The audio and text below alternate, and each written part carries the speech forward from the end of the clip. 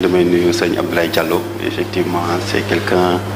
comme ni nga ko waxee c'est un frère parce que bu fekkente ne da ngeen ànd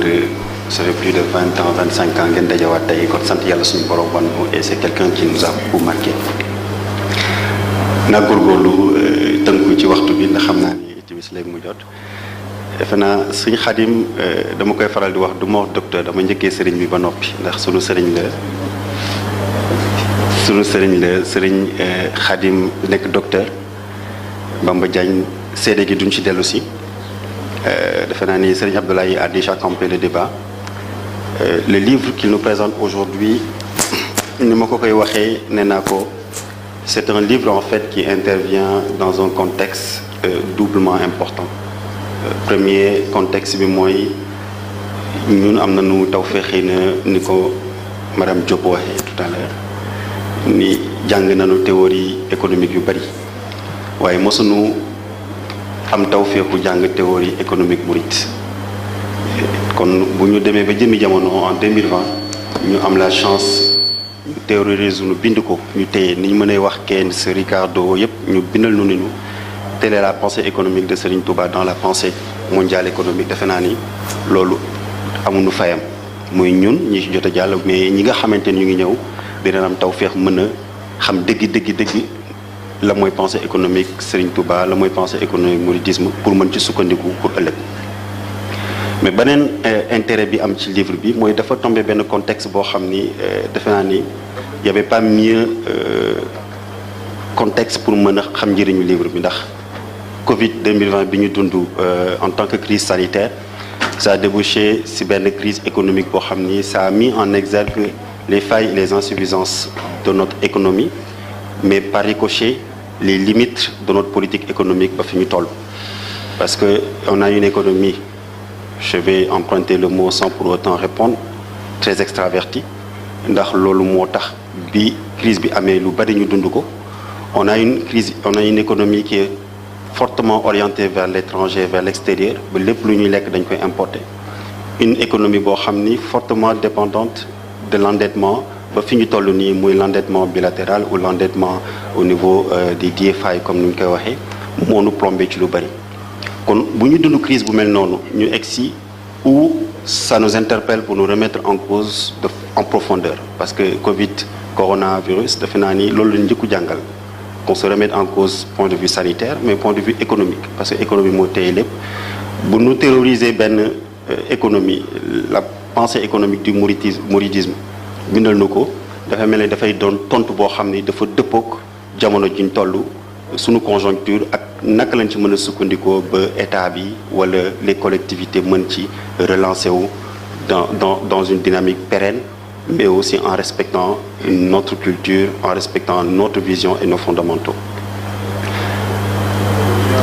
bu ñuy wax pensée économique mouridisme defe naa ni sëñ Khadim aussi nous invite particulièrement defe naa ni loolu moo gën a juddu si suñu waxtaan à nous projeter ndax Serigne Touba pensée économique bi mu indi ak projet de société bi ni mu ko tënkee ci Matlabul Fawzeyni amul weesuwul lenn lu mën a gën a yombal suñu jaamu yàlla mu gudd mu gàtt mu yaatu dafa nu gën a yombal suñu jaamu yàlla te bu ñu wax mouridisme fondamentalement dañuy dellu dans la ville sainte de Touba nga xamante ni kon lépp fa lañ koy tënk kon ñu war a mën a xool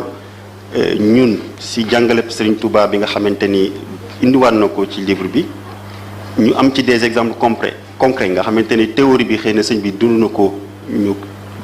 bind ko ci livre waaye ñu am jaar-jaari xalifaam yi ku fi jaar rek teg nga loo xam ni mandarga nga politique économique bu Serigne Touba muy une politique foncièrement orientée vers le confort pour l'adoration de Dieu Touba defe naa ne bi ñu koy sos jaamu yàlla suñu borom moom mooy sa quintessence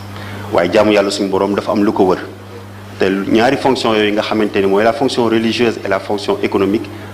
heureusement ba l'institution économique daf ñu ko teel ko téyel mooy le titre foncier 1927 sëñ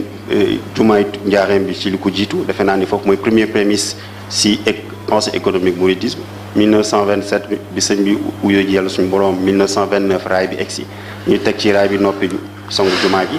sëñ Fallou egsi sëñ Abdou Lahad ci yokku jumaa ji sëñ Abdou Khadre sëñ Sall kon ñoom ñëpp boo leen attee rek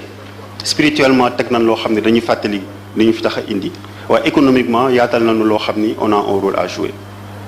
kon defe naa ni livre bi bu ñu sampee loolu ba noppi war nañ mën a xool tey jii dans cette pensée économique où est-ce qu'on en est ak fa la ñu war a jëm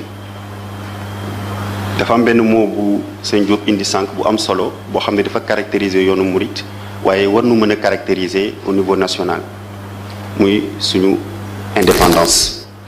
indépendance boobu buñ koy wax mooy suñu autonomie ndax yoonu murit dafa mos a dox ci autonomie daal la tax mu ñeme dox ci autonomie mooy bëggul lenn gàllankoor gis-gisam ak gëm-gëmam ndax ku la jox nga lekk wax la bu ëllëgee foo koy reesale ku la abal bët wax la foo koy xoole cette indépendance économique bi ñu doxee ba egsi fii dañ ko mos a téye mais est-ce que bu ñu càmbaree dëgg-dëgg ni réewum Sénégal amee jafe-jafe ci sunu organisation ci sunu ubbeeku économique est-ce que yoonu murit tey jii indépendance boobu ñu ngi ko téye ba léegi est-ce que tey jii fi ñu toll ci yoon bi ak pensée économique bi ni ñu ko terroriser am nañu taxawaay bi nga xamante ne génération bi muy génération murit bi fi nekk ak bi ñëw comprendre nañ les enjeux parce que dañu am ñaari problématique benn bi mooy c'est des enjeux internes ndax ñu ngi Touba boo ko xoolee ci wàllu démographie ñu ngi màgg-màgg bu doy war bu ñu waxee màgg mooy l'éducation et la formation sont au cœur de nos préoccupations te bu ñu gisee ni que Sëriñ Mountakha taxaw ñu xam ni lu ko ñor la te lu ñu war la à travers l'université waaye li ko jiitu y avait l'université Cheikh Ahmadou Bamba de Ndaam ak lu ko wër mais ku jàng ba am formation tamit faa nga liggéey muy les problématiques de l'emploi de ces problématiques de l'emploi et de cette jeunesse qui est en train de grandir qui est en train d'occuper une place assez importante dans notre population daf ñuy interpeller quels sont les risques ndax risques yooyu mooy lan l'oisiveté la délinquance et l'insécurité te fu ñu waxee ñett yooyu rek jaamu yàlla dana fa jafe kon le caractère spirituel de la ville tey jii dafa lié de façon profonde et de façon non dissociable aux aspects économiques yi nga xamante ne moom la ñuy traité bu ñu ko comprendre ñu xam ni kon on est au cœur des challenges et des défis yi nga xamante ne yoonu murit moom la war a tàkkale pour pouvoir préserver loo xam ne tey jii dañu ko léegi parce que wax ji lépp mooy héritage lañ jot am luñ ci war a def pour mën ko jàllale ba bu ëllëgee suñuy doom suñuy ndaw mën a nettali liñ fi def damay faral di tooñ naan bu ñu sàgganee tuuti rek ci nettali jaar-jaaru sëñ bi ak nit ñu baax ñi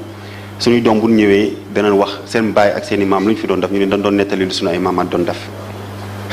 cette dimension de l'action en prenant en référence jàngale sëriñ bi ñu indiwaat ko ci libtu defe naa ni mooy tey jii suñu préoccupation majeure et ce rappel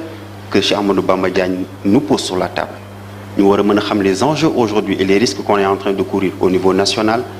par ricochet au niveau de Touba parce que bu ñu perdre de vue que ni le développement du Sénégal ce n'est que le développement du développement local agrégé et par ricochet le développement des communautés parce que localité bu fi nekk communauté moo fa nekk le mouridisme a un rôle de leadership parce que tout simplement yàlla suñu borom moo ko defee noonu te leadership boobu noonu il faut que ñu mën ko assumer aussi bien spirituellement mais point de vue économique ba yeneen contrées yëpp mën ci sukkandiku xam ni ñii buñ jaaree fii egg si war nañ fa mën a jaar ba egg jommu leen kon perspective yi defe naa ne noonu loolu tëdd ñu mën a xam réellement les challenges muy les défis de l'emploi wax naa ko sànq mu ñëw dellu si sur le contrôle du foncier le contrôle du 2.0 nga xamante ni diine la waaye tey jii on est ouvert au monde entier naka lañ mën a tey jii jëfandikoo sur le 2.0 internet mu nekk loo xam ne dana dëppoo ak suñu gis-gis ak suñu jàng naka lañ mën a waajalee suñu bopp sur tout ce qui est